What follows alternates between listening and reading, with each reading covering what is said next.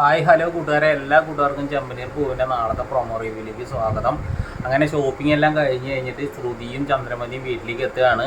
ചന്ദ്രമതി ആവട്ടെ നേരെ അടുക്കളയിൽ വന്നിട്ട് പാത്രങ്ങളൊക്കെ പൊക്കി നോക്കുകയാണ്. പുള്ളിക്കാരി പാത്രം പൊക്കി നോക്കുമ്പോൾ അതിൽ ഭക്ഷണമൊന്നും കാണാണ്ടാവുമ്പോൾ ചന്ദ്രമതിക്ക് ദേഷ്യം വരികയാണ്. ഇവളെവിടെ പോയി രേവതി എന്ന് വിളിച്ചുകൊണ്ട് ചന്ദ്രമതി രേവതിയുടെ റൂമിലേക്ക് പോവാണ്. റൂമിൽ പോയി നോക്കുമ്പോൾ രേവതി ആവട്ടെ പാവം വയ്യാണ്ട് കിടക്കുകയാണ്. ചന്ദ്രമതിക്ക് അതൊന്നും കാണേണ്ട ആവശ്യമില്ലല്ലോ. പുള്ളിക്കാരി പറഞ്ഞു, നീ എന്തായാലും ഇവിടെ കിടന്നുറങ്ങണത്, നീ എന്താ ഭക്ഷണമൊന്നും ഉണ്ടാക്കിയില്ല, എണീക്കടി എന്ന് പറയാണ്.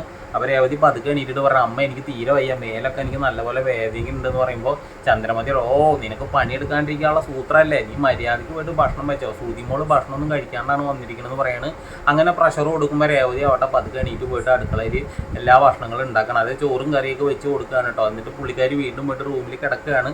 കുറച്ച് കഴിയുമ്പോൾ ചന്ദ്രമതിയും ശ്രുതിയും ഒക്കെ ആ ഭക്ഷണമൊക്കെ അങ്ങനെ മുട്ട ഇങ്ങനെ കഴിച്ചിട്ട് ഇങ്ങനെ ഓരോ കഥാപ്രസംഗങ്ങളൊക്കെ പറഞ്ഞുകൊണ്ടിരിക്കുന്ന സമയത്താണ് നമ്മുടെ സച്ചി കയറി വരുന്നത്. സച്ചി നേരെ റൂമിൽ വന്നിട്ട് രേവതിയോട് ചോദിക്കുന്നത്, രേവതി നിനക്ക് വയ്യായ കുറവില്ലെന്ന് ചോദിച്ചിട്ട് നെറ്റിയിലൊക്കെ ഇങ്ങനെ തൊട്ട് നോക്കുമ്പോൾ അയ്യോ പനിക്കണമൊന്നും ഇല്ലല്ലോ എന്ന് പറയുന്നത്. നീ എന്താ ഭക്ഷണമൊന്നും കഴിച്ചില്ല ചോദിക്കുമ്പോൾ ഇല്ല ഞാനൊന്നും കഴിച്ചില്ല എന്ന് പറയുമ്പോൾ എന്താ ഇവിടെ ഒന്നും വെച്ചില്ലേ എന്ന് പറഞ്ഞിട്ട് സച്ചി നേരെ നമ്മുടെ ചന്ദ്രമതിയും ശ്രുതിയും കൂടി ടേബിളിൽ ഫുഡ് കഴിക്കണ്ടായിരുന്നു. അവരുടെ അടുത്ത് പോയിട്ട് ചോദിക്കണം, നിങ്ങളൊക്കെ ഇങ്ങനെ ഭക്ഷണം കഴിക്കണ്ടല്ലോ, രേവതിക്ക് സുഖമില്ലാണ്ടിരിക്കുന്നത്, നിങ്ങൾ ഒരു വാക്കെങ്കിലും ചോദിച്ചോ, ഇത്രയ്ക്കും മനുഷ്യപ്പറ്റില്ലാത്ത ആൾക്കാരായി പോലും എന്ന് പറഞ്ഞിട്ട് സച്ചി പൊട്ടിത്തെറിക്കുന്ന സമയത്ത് ശ്രുതി പറയുകയാണ്, നിന്റെ ഭാര്യയ്ക്ക് വയ്യാണ്ടായാണ് ഞങ്ങൾ എന്താ വേണ്ടത്, അങ്ങനെ മോശമായിട്ട് സംസാരിക്കണം. അപ്പോൾ പറയും, ഈ ഭക്ഷണം ആരാണ് ഉണ്ടാക്കിയത്, ശ്രുതിയാണ് ഉണ്ടാക്കിയതെന്ന് ശ്രുതിയോട് ചോദിക്കുമ്പോൾ ശ്രുതി പറയണത് ഞാനല്ല ഉണ്ടാക്കിയെന്ന് പറയണോ.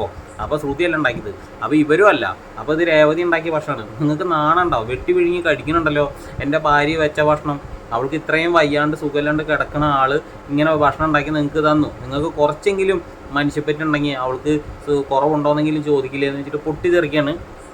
അപ്പോൾ ചന്ദ്രമതിക്കും ശ്രുതിക്കൊന്നും മറുപടി കിട്ടാനില്ല കേട്ടോ പറയാം.